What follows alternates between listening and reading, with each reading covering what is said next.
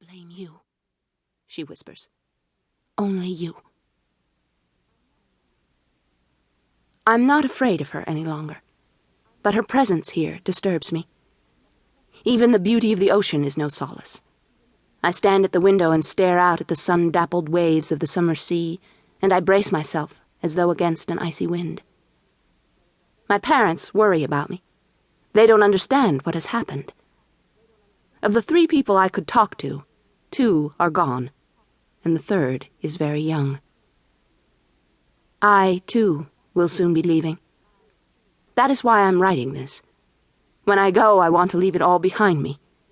Cliff House, my memories, and her. To do that, though, I first must pour the story from my mind into another vehicle.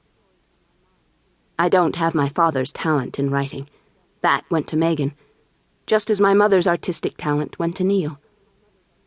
But since there is no one here to whom I can really talk, I have no choice but to set my tale on paper. I hope I can be finished before September. September. That was the beginning. September a year ago. I awoke that particular morning with a question in my mind. Am I going to make it?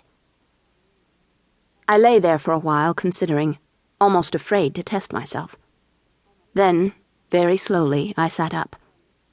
Nothing happened. I swung my legs over the side of the bed and hoisted myself gingerly to my feet. Still, nothing. The room remained stable. My stomach didn't leap and lurch. My mouth tasted normal. So, Mother had been right after all, and the dreadful bout the day before had been nothing more than one of those 24-hour viruses. It was over. I was well. I would be able to start school. I crossed the room, wobbling a little with that leftover weakness that always follows a round of stomach flu, and went out onto the balcony. It was like stepping into a bath of golden light. The sunlight seemed to be pouring in from every direction. Overhead the sky was a radiant, piercing blue, and the salt breeze still smelled like summer. The water was so calm and clear I felt as though I could look straight down through it to the sand floor below.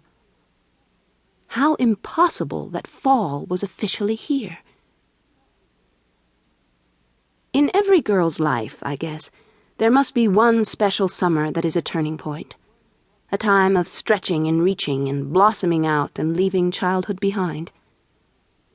This was the summer that had happened to me. The year before I had been awkward and gawky, all pointed knees and sharp elbows and bony ribcage, hiding my shyness behind a book while girls like Natalie Colson and Darlene Briggs wriggled around in their bikinis and got boys to buy them Cokes and rub them with baby oil. This summer, it had all been different. The first day I walked out onto the beach, clutching my book and my beach towel, I heard a wolf whistle. At first I didn't believe it was meant for me. Then somebody called, "Hey, Laurie!" And I turned to see Darlene's boyfriend, Blaine Savage, grinning at me. Next to him, Gordon Ahern, who had been sprawled flat, soaking up sun, lifted his head to see what was going on. "Hey, come on over here," Blaine called. Slowly I walked over to stand in front of them. I was bewildered by the summons. I had been seeing Blaine all year long in school, and he'd hardly bothered to speak to me. "What do you want?" I asked. "Just to say hi," Blaine said. His shoulders were white and freckled, and he looked a lot less handsome in swim shorts than he did when fully dressed. With Gordon, it was another thing entirely. His lean, well-muscled body seemed to keep a year-round tan. He shoved a lock of blonde hair back from his face and regarded me quizzically. "Is that a new swimsuit?" I shook my head.